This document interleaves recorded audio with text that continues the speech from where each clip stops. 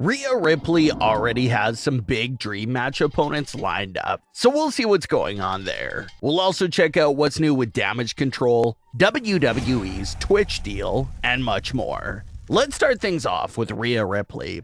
So it's no secret at all that Rhea Ripley is having a career year right now in WWE. And that's saying a lot because her WWE career has been extremely successful. She's held every title available for women in every level of the WWE. She was the NXT UK Women's Champion, she was the NXT Women's Champion, former Tag Team Champion, former Raw Women's Champion, and now she just won the Smackdown Women's title. So, to say someone is having a career year, given all those big accomplishments and title wins, is definitely a big statement to make here in Rhea's case, but it's true. She was lost in the shuffle a bit in the tag team division, but then she was picked up by the Judgment Day and has been on the rise ever since. She was always intimidating during her early Judgment Day days, even inflicting some damage on the male superstars as well. She was truly the main muscle for the Judgment Day. Then she went on to set history at the Royal Rumble by coming in at the #1 spot and literally outlasting 29 other women in that match. Rhea didn't just walk into the match at number 30 and did some cleanup duty to win the match. She won it from the #1 entry, which is always an impressive accomplishment. Then Rhea Ripley went on to challenge Charlotte Flair at WrestleMania and dethroned Charlotte as the SmackDown Women's Champion in an outstanding match. So now that Rhea Ripley is the new SmackDown Women's Champion, everyone wants to know, what's her next goal and where does she go from here? Well, Rhea Ripley recently appeared on After the Bell and had this to say about some dream matches that she still wants to have. Quote, "I think one of the main ones is Beth Phoenix. I want my singles match with Beth Phoenix. I want my singles match, not a tag, a singles. But if she doesn't fit the mold of what we're going with, and we're going with first time ever, I want to say Lita. I think that would be a lot of fun." End quote. So Rhea Ripley has her eyes set on those two WWE Hall of Fame members.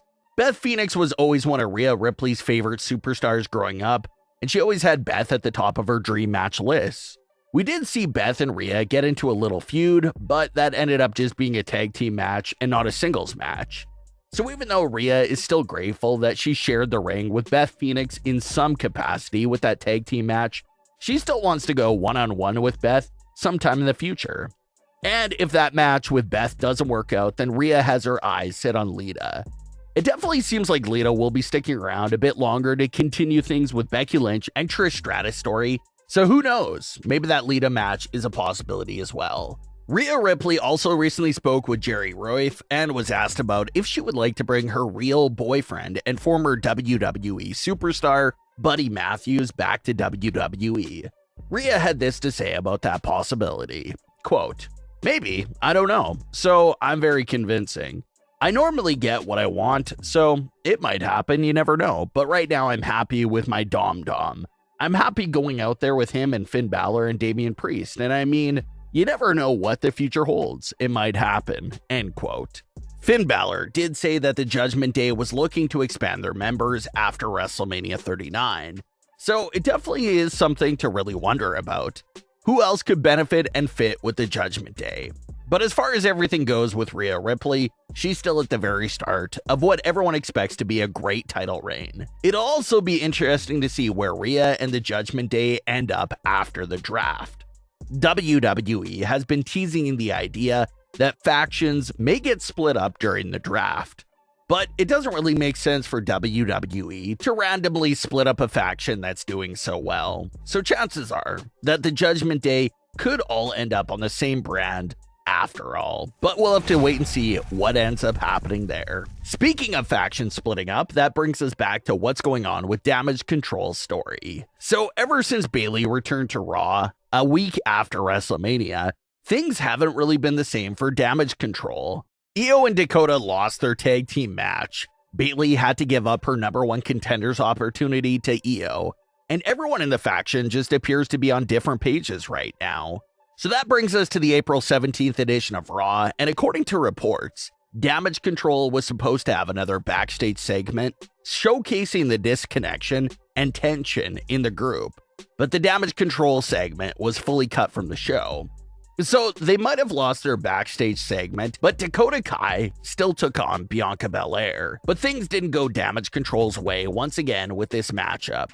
We didn't get any follow-up to that loss, and didn't see that canceled backstage segment. But Damage Control did have an interview after Raw, and some things were teased there. Bayley was still trying to hype Dakota Kai up following the loss, but Dakota cuts Bayley off and doesn't want to hear that at all. So again, it's nothing major, but it definitely is subtle hints that Damage Control could be starting to tune out Bayley's voice. We'll have to see what route they decide to take them in. Does Bayley turn on them? Does IYO and Dakota turn on Bayley? Or will they quietly be broken up after the draft? All three options are definitely possibilities, but we'll have to see if we'll end up getting that cut Damage Control segment in one of the upcoming editions of Raw in the coming weeks. In other major news for WWE superstars and their fans, Fightful has just reported that WWE and Twitch have reached an agreement that will bring WWE superstars back to Twitch and allow them to stream while still being under WWE contract. You may remember that this was a massive story back in the pandemic era days of WWE, back in 2020 and 2021. With lockdowns, restrictions, and not that many places to be at during the time frame, streaming became extremely popular amongst the WWE superstars. It went from a few superstars streaming to everyone catching on to the great idea, and before you knew it, it felt like everyone on the WWE roster was streaming on Twitch. But once it became so popular and Vince McMahon was aware of what was going on, he introduced a strict streaming and third-party ban, putting an instant end to the Twitch channels that the superstars had built up during the peak era of the pandemic. It was a super controversial decision. Both fans and superstars were enraged and weren't happy with that decision. But now, several years later, the Twitch ban has fully been lifted. Superstars are once again fully allowed to stream on Twitch whenever they want, without it being a breach of contract or causing them any other issues. The report also claims that three sides will make revenue from this deal. WWE, Twitch, and the superstars themselves will all get an earning from this new agreement, with the majority of the earnings going towards the superstars themselves. So it's amazing to see everything work out there, and superstars will peacefully be back to streaming in the very near future. But what are your thoughts on today's stories? Leave your comments below. Don't forget to subscribe with all notifications on, and leave a like if you enjoyed. Thanks for watching, guys.